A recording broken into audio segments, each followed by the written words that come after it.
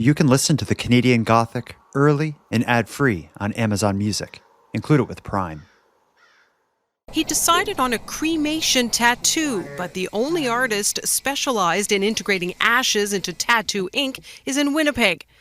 It includes a polarizing piece depicting a crucifix floating in urine being shown for the first time in Atlantic Canada. I saw an ad on Facebook of Mark Carney telling me that if I invested $350 Canadian, it would be backed by the Bank of Canada. She believed her investments had almost doubled, but in reality, she had been scammed out of $900,000. You are listening to Keep Canada Weird. Handsome Airport. Not only is it Keep Canada Weird episode 220, we're recording this on Canada Day, which we probably should be making a big deal about.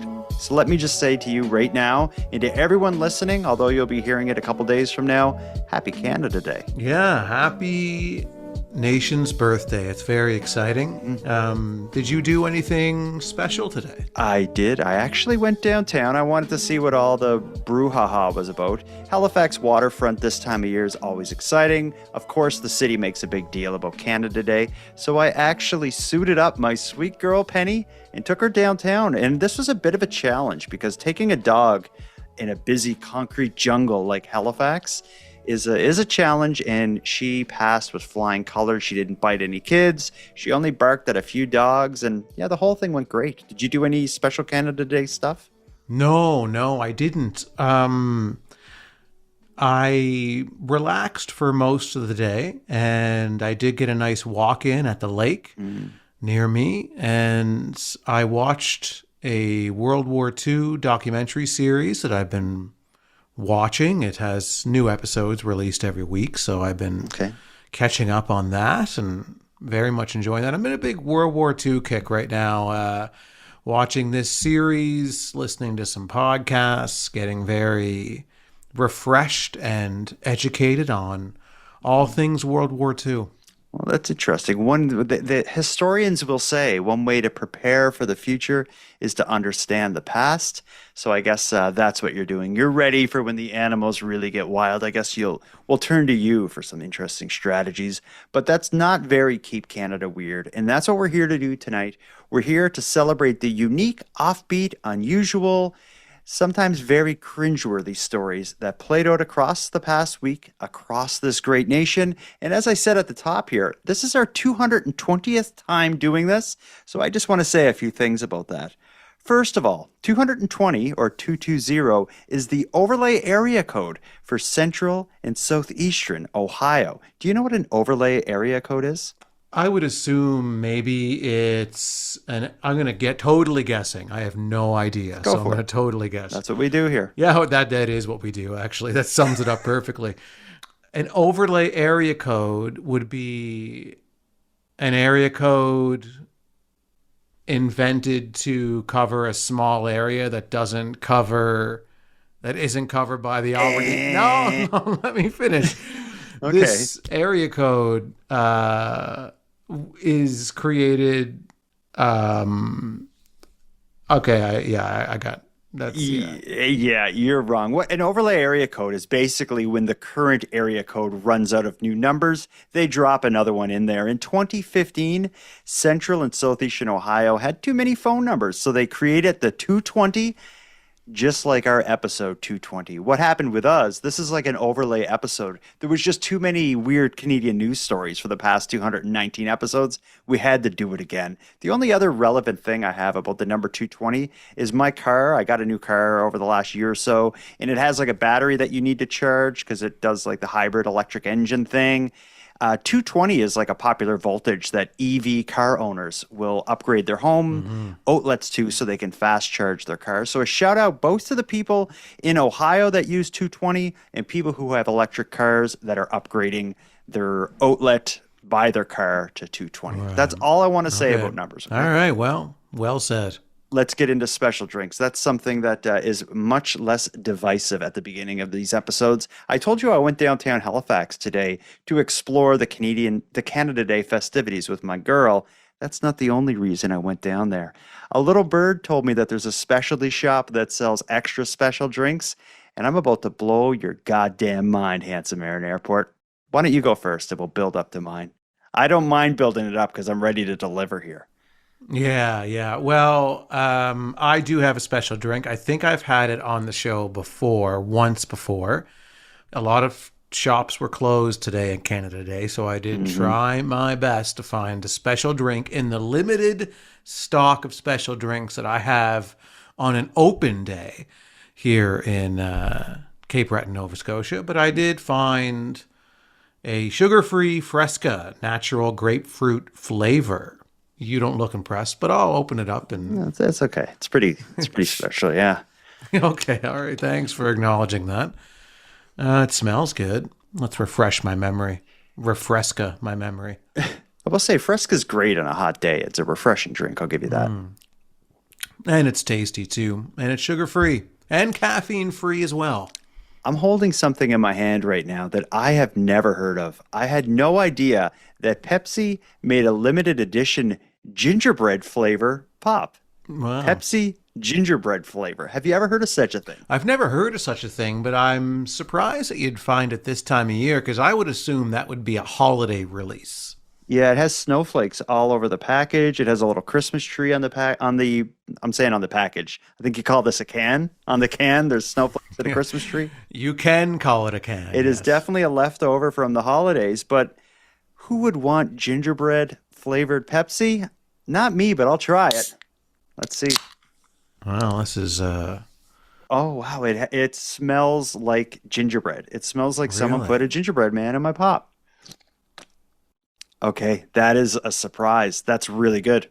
Wow, okay. Yeah. Where were these all Christmas? I would have been killing these things, but anyway, I got one. It cost me $5. I'm happy to have it. If for whatever reason anyone out there comes across a gingerbread Pepsi, tell them Jordan, the mailman Bonaparte sent you. And I'm the mailman because I deliver on special drink promises. Oh, you're the mailman now. Okay. Let's pass the mic to someone else who's going to deliver a special drink. We have our listener, Jeff, who's famous around these parts. He wants to crack open a cove. Hey, boys. It's your favorite Minnesota correspondent here, Jeff. I finally found a Cove soda. I have been sitting on it for about 2 weeks now, trying to find the time to actually call in and crack it live for you guys. And I also have a special guest at the end to do my classic parting of the ways with the bye. But here we go. I am gonna crack it. So the Cove soda that I went with is the ice pop. All right, here we go. That's interesting. It's not great. I don't want to crap on Cove soda because you guys had a long history with them, but it's hold on, let me take another sip. Never mind. Yeah, that second sip was way better. It's always sometimes that first sip of a soda is not that great, but no, overall I like it. As a classic, goodbye. Bye. Great to hear from you, Jeff. And I'm glad Cove managed to turn that special drink unveiling around because that started off pretty rocky. Mm-hmm. Yeah, well, this is not like, Germany in the late 1930s or Italy, perhaps. But so freedom of speech is very much accepted here and Keep Canada Weird. But my question was, who was the special guest at the end that did the bye? I'm thinking that's likely his child. Should have given us a name, though. I'm guessing the age based on the pitch of the bye. I'm guessing that was a 12 to 14-year-old. Really? Well, I'm not going to assume anybody's age here, so that's gotten me in trouble before. So, so I'm going to just leave that still as an unsolved mystery. Okay. I want to open the show with an interesting story. We don't often do this, but I have a dumb Canadian criminal story. It just came through to us about an hour ago anonymously via thecanadiangothic.com. And this story is so hot that I want to open the show with it. It's a dumb Canadian criminal. Let me tell you this story. A crash investigation in Guelph, Ontario took an unusual turn early Tuesday morning when police asked a suspected impaired driver for his vehicle keys and were instead handed a potato. Guelph police say the officers were called just around 4 a.m. to the scene of a crash involving an SUV pulling a trailer. When they arrived, they found a man asleep behind the wheel in the driver's seat. Officers awoke the man began speaking with him. According to police, he showed several signs of impairment during the interaction. At one point, when officers asked him to hand the keys over for his vehicle, the man allegedly passed them a potato. Police then asked the man to get out of the vehicle. During a search, officers say they found multiple narcotic pipes both on the man and inside the SUV. The driver was arrested and charged with impaired operation and possession of a Scheduled I substance. So I'm guessing, as I was reading that, I was thinking this was someone who was drinking. But a Scheduled I substance, that's like someone who is smoking drugs or something. Yeah, some kind of a narcotic of some sort. So I think it would take a pretty heavy narcotic not only to mistake your keys for a potato, but also just to have a potato on you. There's not really a good reason. I mean, there are good reasons to have potatoes. To eat them would be one good reason.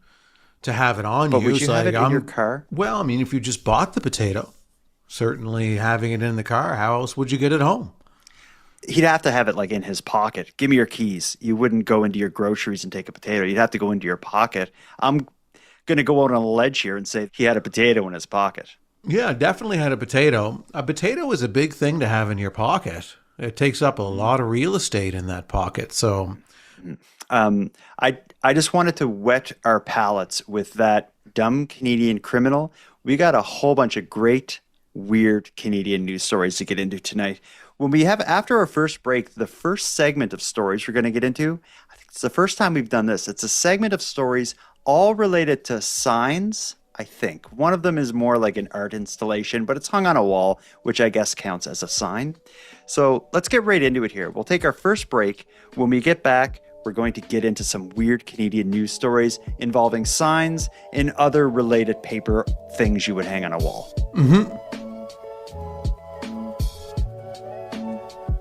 Handsome Aaron Airport. The first story in our weird Canadian sign segment is going to take us right to your backyard.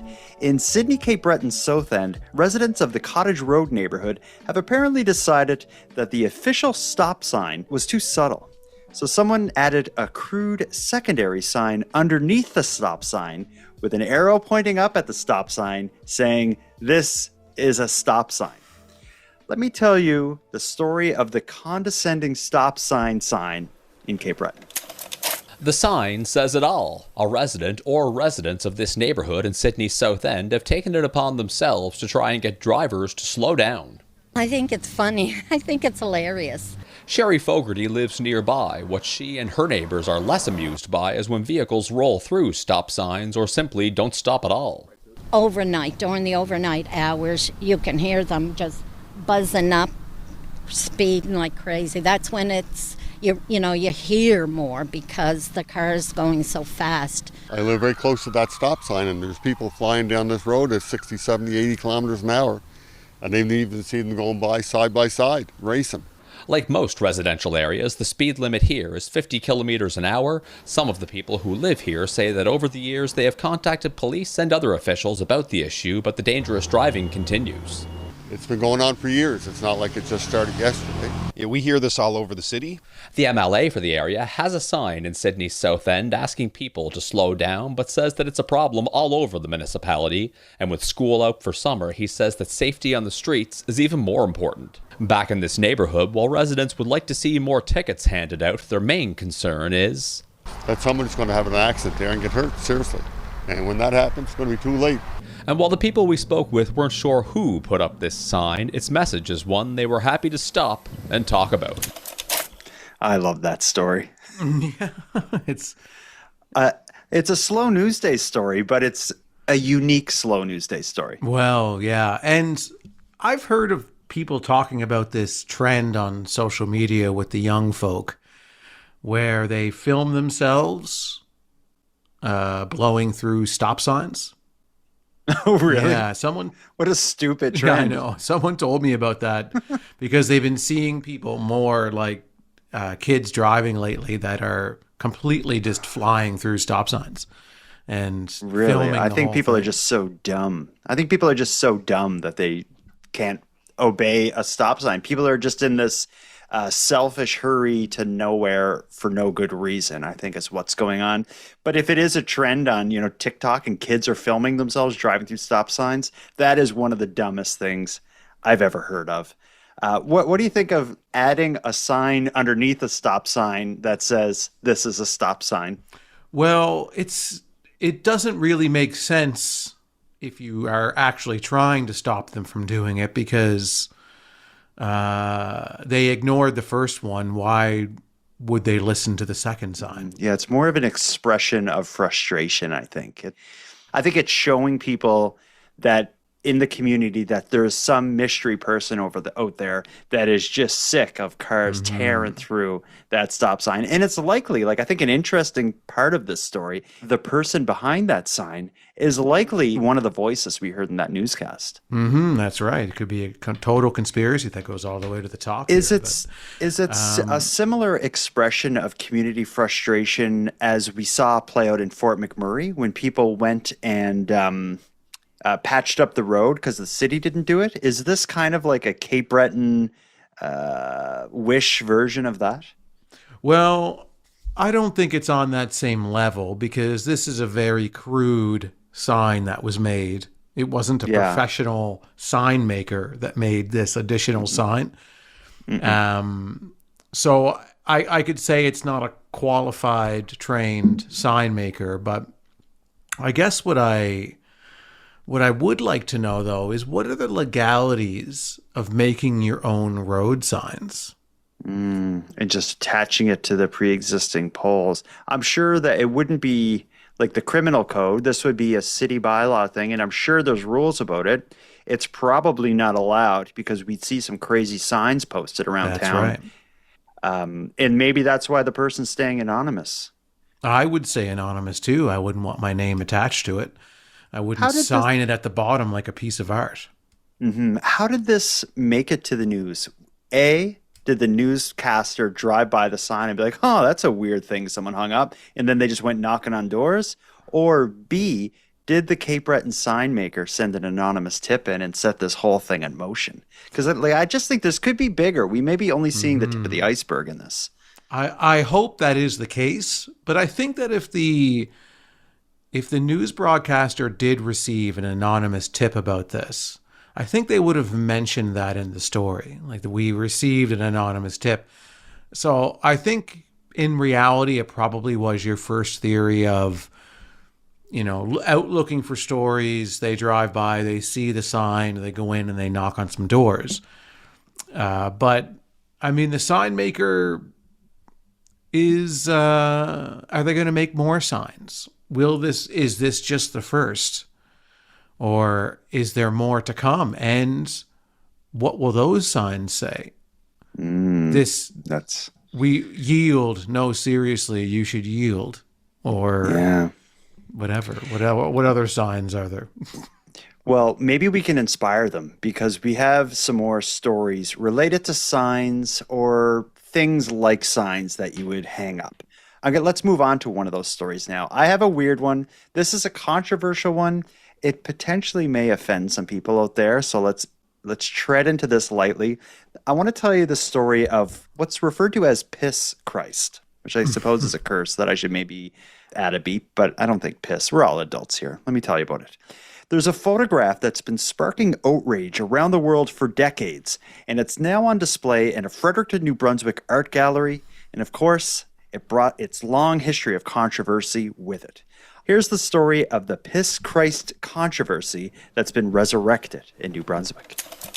Andres Serrano's Incarnate, a series of images of Christian symbols mixed in human fluids, is now on display at Fredericton's Beaverbrook Art Gallery. It includes a polarizing piece depicting a crucifix floating in urine, being shown for the first time in Atlantic Canada. The artist himself made the work as a meditation on his own personal experiences and feelings with his faith, and it has generated a wide variety of responses around the world ever since. The piece has previously triggered debates in the U.S. over public arts funding, and in 2011, Christian protesters smashed it with a hammer while it was on display in France, a wound that has been preserved within the piece. Doucet is proud to have the piece in the gallery, despite its controversial history. The gallery's decision to display the exhibit has been met with some pushback. St. John St. Croix MP John Williamson in an email said, quote, "I do not agree with censorship of speech,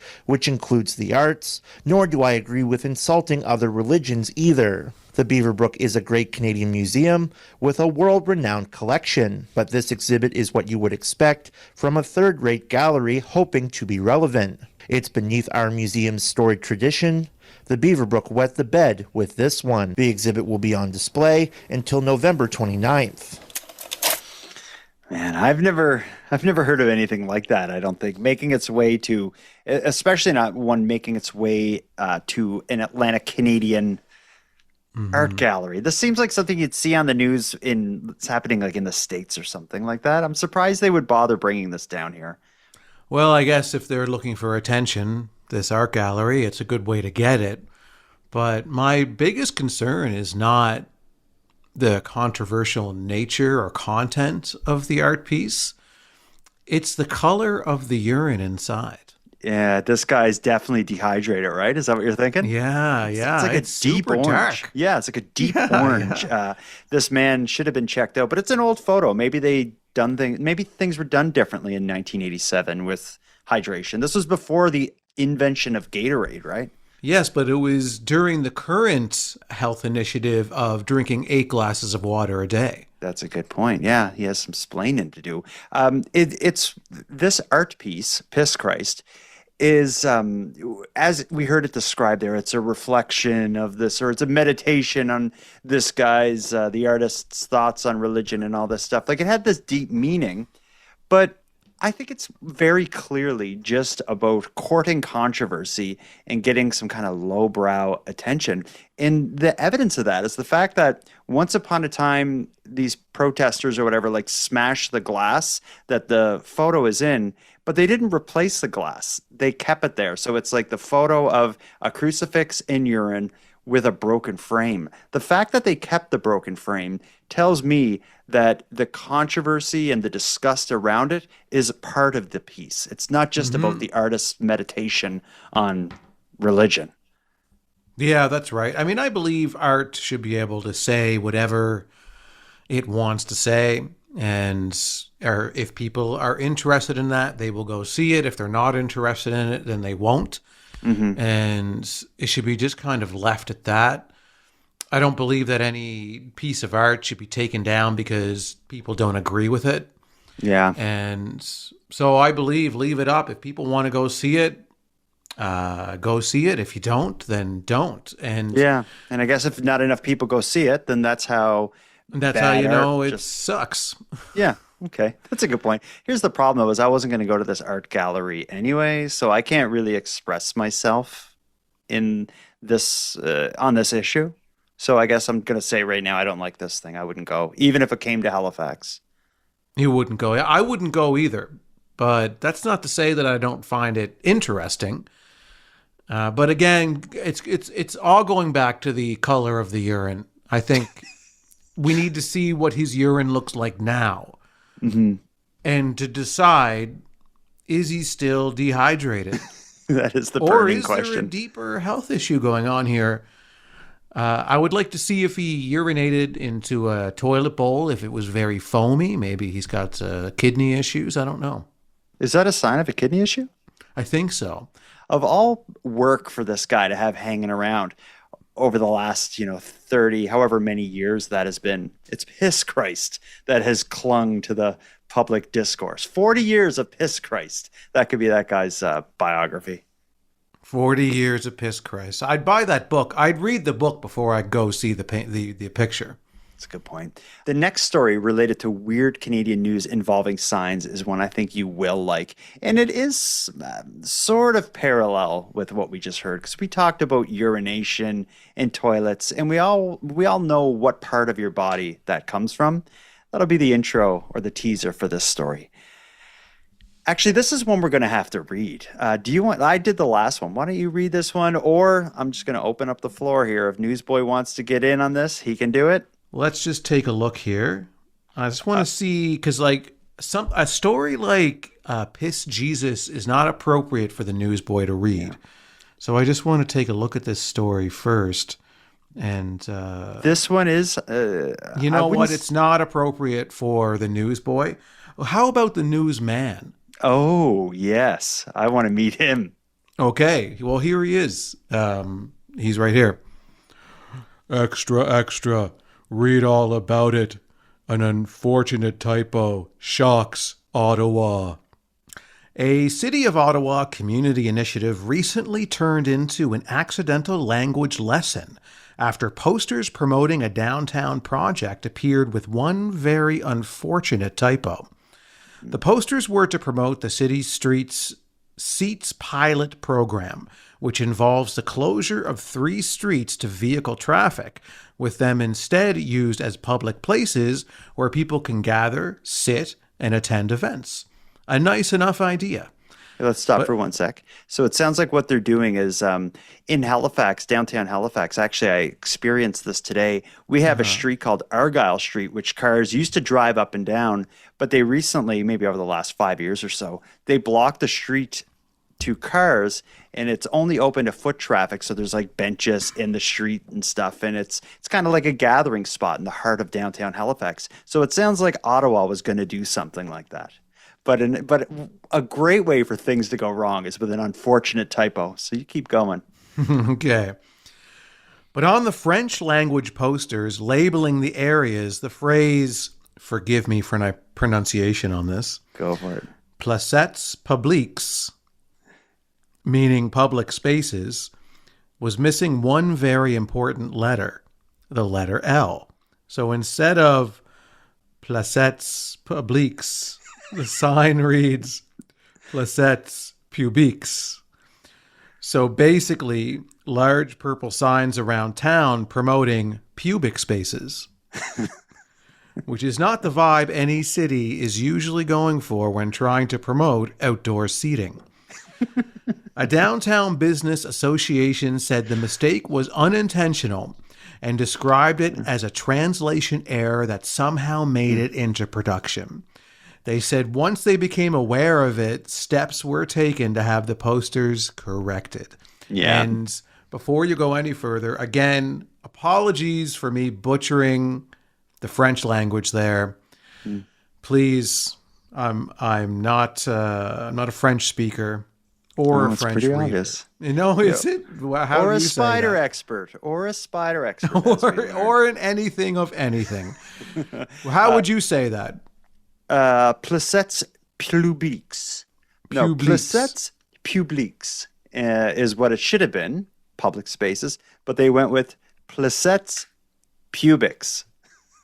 Yeah. So I don't know if you've looked at the news stories related to this, but in the areas that were blocked off, there were these big purple signs, and it wasn't like these big animated things with a lot going on. It was just the words in like all caps in French, pubic spaces all around downtown. And they were all put up. They realized, I think, the spelling mistake the day they were put up, so they weren't there very long. But any story involving an unfortunate typo is one I'm interested in hearing. And it's great when that typo creates a word like pubic. So I'm wondering, while the signs, the incorrect signs were hanging up, do you think somebody could get away with public nudity showing up, like while the signs are up, and then be like, well, that's what the sign said. It was a pubic space. So yeah. Well, the signs don't say like expose your pubic spaces. I think the signs are just kind of like raising awareness, maybe. Could you get in trouble for grabbing a Sharpie marker and drawing pubic spaces around there? No, I think it's free game for anything involving pubic hair in while those signs were up. Yeah, I think so too. That could have gone really wrong for Ottawa. I think Ottawa's lucky to get out of this with it just being referred to as an unfortunate typo, because this could have been. Well, Who's going to lose their job over this? Would it be the graphic designer? Would it be the people who hung up the posters? But then again, they're probably Anglophones like you and I. I wouldn't know. It could be a French sign that says like, screw everybody around here. I'd still hang it up. Screw it. Well, yeah. Well, that could happen in a pubic space. That would be very welcomed, actually, in a pubic space. That's true. It would be quite fitting. You know what I mean, though. I don't blame the people who hung the signs. I blame, I guess, the person who designed the sign, because you have no business designing French signs if you don't speak French. Yeah, if you're just using ChatGPT to do your translation, I don't know. Yeah, that's a good point. And I think if you're working with delicate words like public, and you know you're one L away from saying pubic, I think, if you don't double, triple check what you're spelling when you're spelling public, I think you deserve egg on your face like whoever designed these signs got. Right. But typos happen. We're all human beings. We all make mistakes.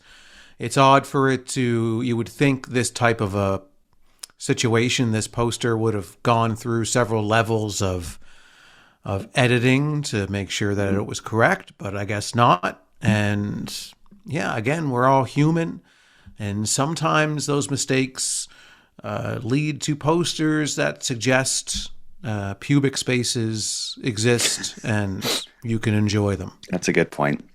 Well, let's put a bow on our signs/paper sign-like objects being hung in art galleries in New Brunswick segment and take our second and final break. When we come back, we'll get into everybody's favorite segment of Keep Canada Weird, simply the WTF segment. This is going to be a collection of stories that are weird, unique, and unusual, but not fitting any specific theme. Right after a short break, we're going to hear Drake's latest WTF story.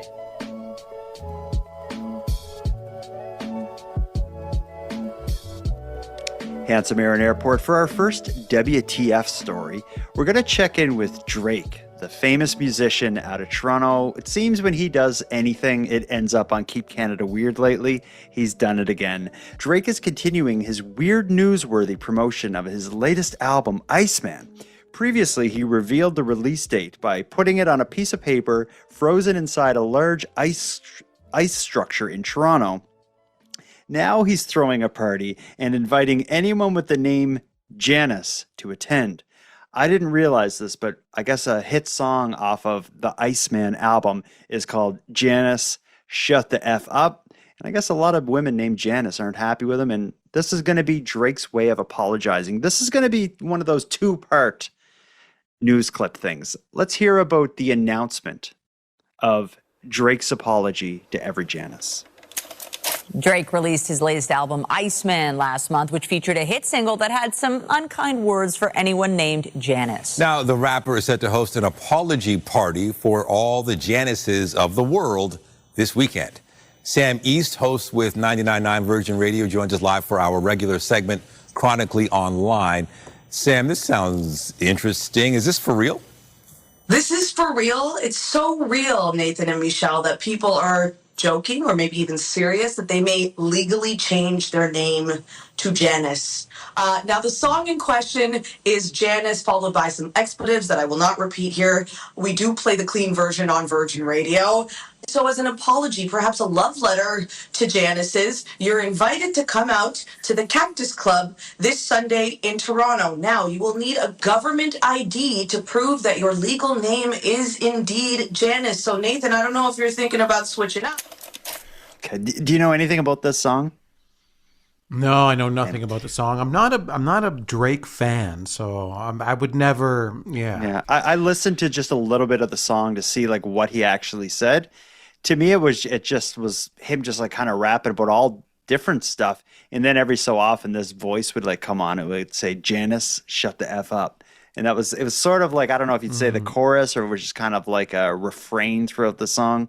But anyway, we understand what's happening here. He has a song that tells Janice to shut the F up countless times. He's throwing a party as an apology, but certainly it's a promotional thing. You want to hear how it went? Because it does backfire. Oh, something Drake did promotionally backfires. Yeah, let's hear it. A massive lineup, hundreds of women hoping to get into an exclusive party for one thing they all have in common. What's your name? Janice. I'm Janice. My name is Janice. Janice! The event at the Cactus Club, a formal apology to the Janices of Toronto from rapper Drake for using their name in his hit single that doesn't have any kind words for someone named Janice and repeatedly tells them to shut up. For me to hear my name in a song like that, and it's in such a derogatory term, I was just like, come on, Drake, you can do better. We don't deserve this. In order to attend the event organized by Drake's team, guests had to RSVP and show government ID to prove their legal first name is Janice. Why did you want to be here? To meet all the other Janices, to support the song. It's so cool. Drake invited all of us to say I'm sorry, so we're all here, and hopefully he'll be here to apologize in person. Many surprisingly received an invite on social media, like Janice, who took the train from London. I think that we are all also surprised the age demographic here. I'm 40. Everybody keeps saying, oh, this is going to be a 65 plus party. And if you look around, it is not. Inside, they were wined and dined by Drake's team with a 3-course lunch, plus raffles for cash prizes. Some lucky lady got $2,500. It was awesome. Drake is giving out cash in there. But Drake wasn't here, and with capacity capped at 150, not every Janice who RSVP'd and showed up got in. Can't get in with the RSVP. Why is that? We're not on the list. Some seeking another apology from Drake. I drove all the way from Bowmanville, and I'm here. Do your thing. You're Drake. You swear at us you're trying to make it right, but it's actually even worse right now. While others admit there is a consolation prize. It was so fun meeting so many other Janices. Those who did get in say it's... Apology is accepted. Wow. Oh, is that a weird news story or is that just annoying? It's both, really. It is right smack dab in the center. What was he thinking having the party hosted and then not being there himself? Yeah, what kind of an apology is that? Yeah, that's what I was thinking. A lot of people probably went there thinking they're going to get a chance to see Drake and meet Drake. I don't know why he wouldn't go. It seems, especially where they were only letting a limited amount of people and stuff, it seems like it was under control. He should have showed up there. And now he's got to apologize to the Janices who couldn't get in. Mm-hmm. And came all that way. People came from all over to get, in the end, the chance to win $2,500 and a free meal. But really, it's obvious what this is all about. This is just some stupid promotional thing. And I think it's such a slap in the faces to all the Janices that not only does he have a song telling them to shut up, but he's also using them as like pawns in this promotional game and breaking their hearts. And I was surprised when he did the ice sculpture promotional thing with the album release date inside, and people showed up to try and get it. And I'm surprised at this, that people actually show up for Drake stuff now. Like, I just assumed that Drake was no longer a relevant artist anymore. Oh, he is. He's huge. We don't know, but he is huge. I guess I'm just really... I mean, I knew he was a massive artist at one time. I just thought that his time in the sun was over. I thought so too. And his music has never moved me. When I listen to Drake stuff, it's just whatever like language that speaks and whatever vibes that give off. It just it doesn't do it for me. No, me either. I've never heard a Drake song that I thought, wow, it's a good song. I like that. I'll listen to it again. But his music may not move me. It may not speak to me. Another thing that doesn't really speak to me is those crappy Facebook and YouTube ads I see from time to time that looks like a super AI generated Mark Carney or some other world leader giving me advice that involves investing in Bitcoin. You must have seen some of these things, right? I've seen them around, yeah. I've been quickly scrolling past them on TikTok. Yeah, and sometimes it looks like it's, I'll use Canadian Prime Minister Mark Carney as an example, but I see ones on occasion where it looks like Mark Carney's like on CBC, like giving some Bitcoin advice or something, and it's clearly all AI because his mouth looks weird as it's moving with the voice and stuff. I see that stuff. I hate it. But people fall for it, and we talk about scams and the scammed here on Keep Canada Weird. It's happened again.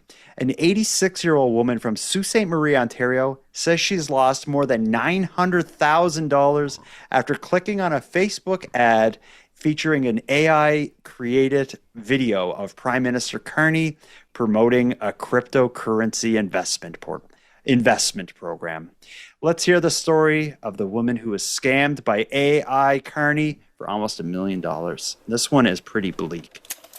It's so frustrating, so devastating. 86-year-old Judy Skeen of Sault Ste. Marie says last summer she was online when she noticed an interesting investment opportunity. From that point on, the algorithm earns on your behalf. I saw an ad on Facebook of Mark Carney telling me that if I invested $350 Canadian, it would be backed by the Bank of Canada. Skeen made the initial investment and the next day got a call from someone claiming it had already tripled in value. Over the next few months, she invested everything she had, even taking out a mortgage on her condo. So I agreed then to put a mortgage of almost $300,000 on my condominium. She believed her investments had almost doubled, but in reality, she had been scammed out of $900,000. All my money was gone. Her condo fees were bouncing. Her insurance on her car and her condo was bouncing. Friends like Pat Probert stepped in to help when Skeen said she was so distraught she felt like taking her life. He's also been trying to warn others about investment fraud. If you know a senior that's alone, reach out to them. Make sure that somebody is on a bank account as an emergency contact. An AI expert says companies that allow the posting of scam videos should be held accountable. Let's remember, they're making money off of these scams. These ads are running on social media platforms. This is a revenue stream for these apps. Skeen says clicking on that one ad changed her life forever. Just be alert and be careful what you see on Facebook. Oh, that breaks my heart. I feel so bad for her. They literally took her for everything. And I agree. And I think the big point of this story is what the AI expert they quoted said is that like the platforms should have some responsibility in this. If Facebook and YouTube and TikTok and whoever else are willing to open the doors wide open for evildoers to buy ads purely with the goal of ripping off people, the vulnerable, like this sweet little lady in Sault Ste. Marie, I think there should be some repercussions. Well, I mean, there won't be any until there's some kind of, laws or legislation that's put into place to prevent the social media companies from allowing this type of content. So, yeah, until the rules come from above, they're not going to do anything about it because that's resources, that's money they have to spend to prevent these ads from going out. They're not going to do that unless their hand is forced. Yeah, but the problem is, though, you can't really force their hand because these companies, like the way social media is now, these companies like Meta are like bigger than our government. Like Canada, we don't even need to get into the whole like news ban thing on Facebook and Instagram and all this stuff. But the Canadian government can tell Facebook all what to do all at once, but it's like it doesn't seem to do anything. But then again, we are talking in Canada. We haven't gotten into this on the show. There is discussion surrounding the potential social media ban for children in Canada. My son brought it up today, and that'd be interesting. I can't say I completely disagree with it, but I don't want to support a social media ban for the elderly, but it's like any vulnerable person, there's a risk for them on social media, whether it's kids or senior citizens or people with, cognitive problems and stuff. It's, there's people on there who are looking to take your money. And whether you're on Facebook or walking down the mean streets of Cape Breton, some bad person, maybe they're trying to get you. The difference, I guess, is that the social media site can control it. They just don't because there's way more money to be made by just having the whole thing be automated. Yeah, because these people are paying them money to run this content, but there should be technology that they can put in place that if an ad is running and it was created using AI or it has certain red flags or warning signs in it, then there should be a disclaimer that the social media company immediately places on the video to say, you know, this is financial content that was created using AI or whatever it is, to kind of give people a warning that when they're viewing this content, that there are things to consider. Yeah, as well as if you have ads and it's being reported by users as, you know, a scam or whatever, then Facebook should have something set up where that ad's taken down and whoever's behind it, the IP address or whatever, can't easily continue to do this sort of stuff. And what's extra dark and extra bleak about this, I've bought ads on Facebook for Canadian Gothic episodes and stuff. Like a few times I've had, you know, an episode come out and it involves a story for Winnipeg. So I'll buy and I can pay to make it so that that post will be shown to people in Winnipeg who normally wouldn't have seen it. And that's the way targeted ads work on Facebook and everywhere else, I assume. But one part of it that's extra bleak is not only can you target a post geographically, but you can choose other demographics. Like I could say, show this to 70-plus-year-olds using Facebook. Mm-hmm. And I bet you some of these scams, if not all these scams, they're choosing seniors specifically in their promotion. That I can hear Ken Tiggs in the background. Is he okay? He's upset about it too. He was listening to the stories with me earlier, and he's upset at Meta that they let this occur. Well, I'll tell you, I don't think Ken Tiggs is going to like this next story. This is our final story of the night, and it involves pets. A Halifax man traveling to Winnipeg with the ashes of his beloved dog hit an unexpected problem when the cremated remains were rejected by security staff. When he explained the reason for his trip and the need to bring the remains, it only got more unusual. Here's the story of the pet cremation tattoo rigmarole in Halifax. Vincent Mass's dachshund, Balthazar, traveled the world with him, so when the beloved dog died at 16, Mass wanted a way to keep Balthazar with him. I wanted something that was both portable, but that cannot be lost. He decided on a cremation tattoo, but the only artist specialized in integrating ashes into tattoo ink is in Winnipeg. He had traveled with the box of Balthazar's ashes before at Christmas, no problem. This time, they put it through the CT X-ray scanner at the Halifax airport, and it was rejected.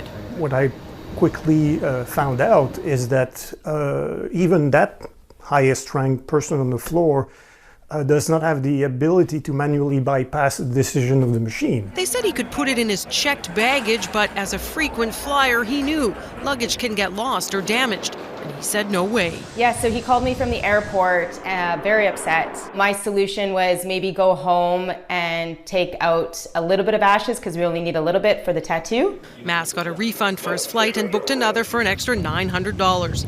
Under tattoo artist Carrie Parnell's guidance, he put a small bit of the ashes into this, then returned to the airport. Thank God the Ziploc passed and everyone was relieved.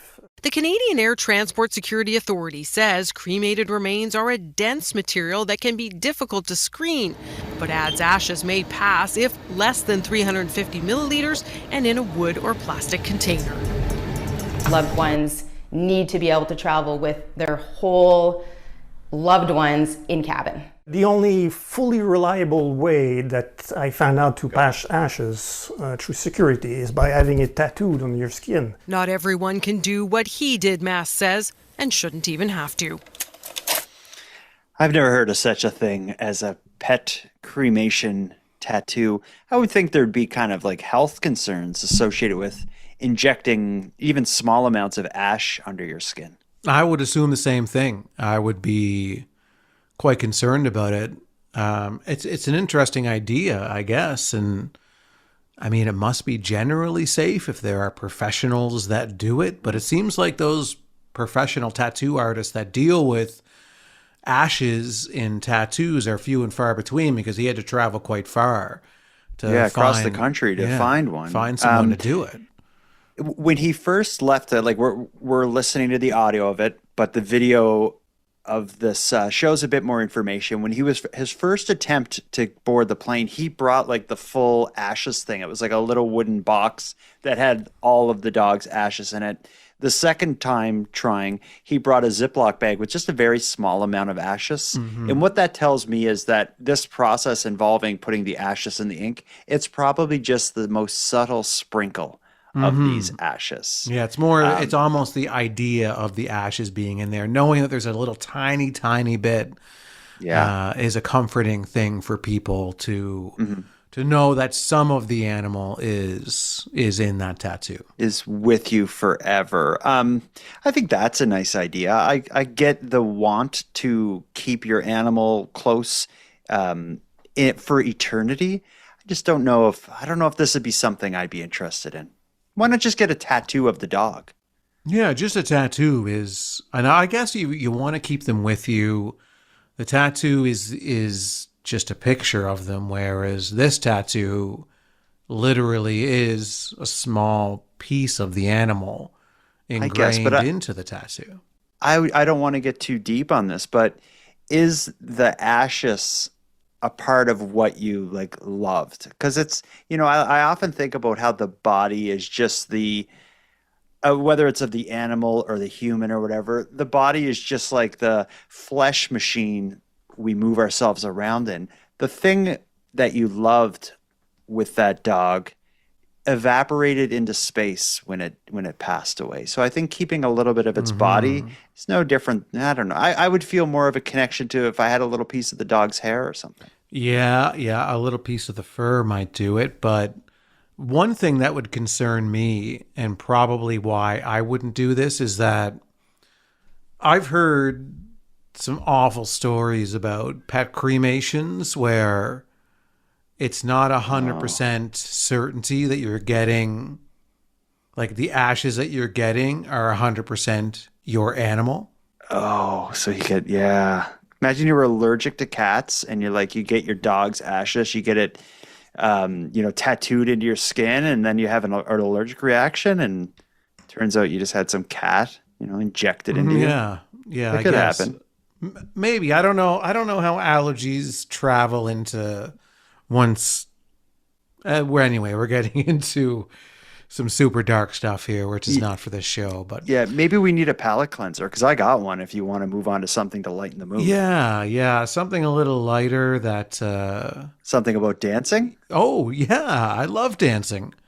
We have a voice. Let's end with a couple voicemails back to back here. We have a correspondent named Angela who listened to our segment last week about the fella who in Sherwood Park, Alberta, who got I think it was a $1,400-ish fine for dancing on the sidewalk of a busy roadway.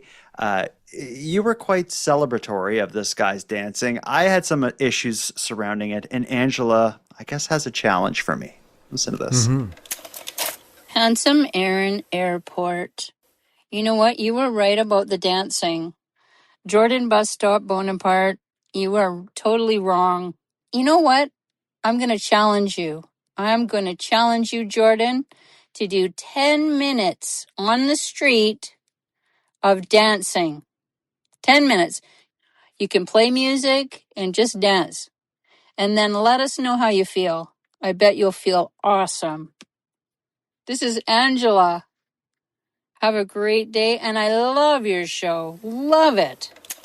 If you love the show, why do you want me to get arrested? Obviously appearing impaired on the sidewalk in front of my house, probably. Maybe this is again, but that's your negative view of public dancing that's bleeding into your opinion there. So you just assume that if you were to go out in the streets of your neighborhood and dance on the sidewalk, that other people would assume that you're impaired. I'm projecting my thoughts on public dancing to everyone else. Yeah. Maybe are you saying that if I go out in public dance, people may celebrate it? Perhaps people will even join me, and that it's more accepted than I think? That's right. And I think that if there's someone who passes by you while you're publicly dancing alone, ask them what they think of it. Okay. What's weirder than seeing someone publicly dance on the sidewalk alone? The weirder thing would be them also forming a chasing you conversation down with- and asking you, what do you Excuse think? me. What do you think? How does Hello. this make you feel? What do you think? Yeah, I don't know, Angela. I'll think about it. If I do decide to dance for 10 minutes outside on a sidewalk, I will report back on Keep Canada Weird. I do want to report on something else, though, because I do expose myself quite a bit, specifically in my celebration of the link between the episode number and other things such as mathematical properties or area codes. It's something I'm quite defensive about. I know Aaron doesn't enjoy it, and a lot of listeners have tuned out. Our downloads have just dropped off tremendously ever since I've begun doing this. So I am quite defensive about it. And whenever I have positive reinforcement, it's something I related to the numbers. It's something I want to celebrate. We got a voicemail from Alex. He heard episode 218, and it hit him personally and made him feel even a greater connection to Canada. He's an international listener. It gave him an extra special, it reminded him of his extra special connection to Canada. And being Canada Day, I think it's important to play this. Here's how Alex felt when he heard his area code mentioned. Hey guys, that was a fun reference to 218. I'm sitting here in northern Minnesota in Bemidji, and my phone's area code is 218, so I feel like I have some authority to pipe into the show here. That was quite fun. Thanks for shouting out our area code, and I appreciate that you stated that Minnesota is Canada adjacent, because especially these days, we wish we were part of Canada. So from your northern friends here in northern Minnesota, shout out to our friends on Keep Canada Weird. We bring people together here. That's what we do, Aaron. Mm-hmm.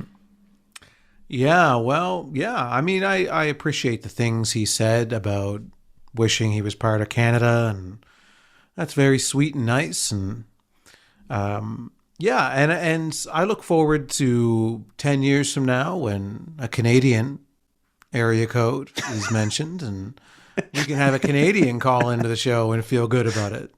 Yeah, we're in Nova Scotia. Our area code is 902, so it's going to be a while. Toronto's 416. I think we'll get there eventually. Let's just keep doing what we do. We're at 220. We're going to get to everyone, and we apologize to everyone we missed. But I don't think there's a lot of area codes in the 100s. No, I've never heard of one. I don't know. Yeah. Anyway, we got to put a bow on this. We've been going long. We had a lot of weird news stories over the last week, so we had to do extra duty. Luckily, I had the Pepsi gingerbread flavored stuff to power us through it, and I will say it's delicious. I know you enjoyed your Fresca. I've been watching you enjoy it, so I think we've done enough. You're watching me enjoy my Fresca. Eh? We used to talk about how you used to love watching seniors eat ice cream. Remember that? Remember those days? Yeah, those are good old days. Well, yeah. And now you're saying that you really love watching me enjoy my drink. It's always, when we go to record, I always say, Aaron, make sure you turn your video on, adjust your camera, all that stuff. Mm-hmm. Now you know why. Yeah, I'm not sure how I feel about it. As long as you feel a way about it. Yeah, there's a voyeuristic charm to having a nice Fresca and knowing that someone's watching me. Makes me enjoy the drink a little more, I guess. But then there's another part of me that I like to enjoy my Fresca in total privacy. Just knowing that it's just me and the drink. And it's refreshing and it's delicious and it's something that's for me. It's not for anybody else. And I would just appreciate if you are going to watch me drink it, ask permission first. Okay, that's fair. Maybe it's something we should talk about off episode. Yeah, well, I have no problem talking about it with the listeners here. Okay. We'll talk about it next week. Open up the show with you asking if you can watch me. Okay. And then I'll tell you then. All right. We've been through a lot. We're leaving here with some unsettled feelings. Let's put a bow on this. Handsome Aaron Airport, until next time. Jordan, bus stop, backhoe, watching Bonaparte. Until next time. I want to put a call out. I want to end with a call out to the listeners. Something I would like is recordings of listeners saying, this week on Keep Canada Weird. I would like recordings of them saying, Keep Canada Weird. We'll be right back after this message. And I would like recordings of them saying, thank you for keeping Canada weird. You can go to thecanadiangothic.com/contact, use the voice recorder, and record yourself saying any or all of those phrases, and you may hear yourself in upcoming episodes. And it has nothing or no similarities to me watching Aaron drink pop. Okay, because I was kind of making that connection in my mind, like, man, he's really accumulating a catalog of pictures and videos of me drinking drinks and listeners saying, this week on Keep Canada Weird. Yeah, I'm working on some production stuff, so it's nothing to do with you drinking pop. I'm just going to use some of these recordings in the episodes. Oh, okay. Now your turn. And Jordan, until next time, I'll leave you with a little teaser of the kind of drink content that you might get next week.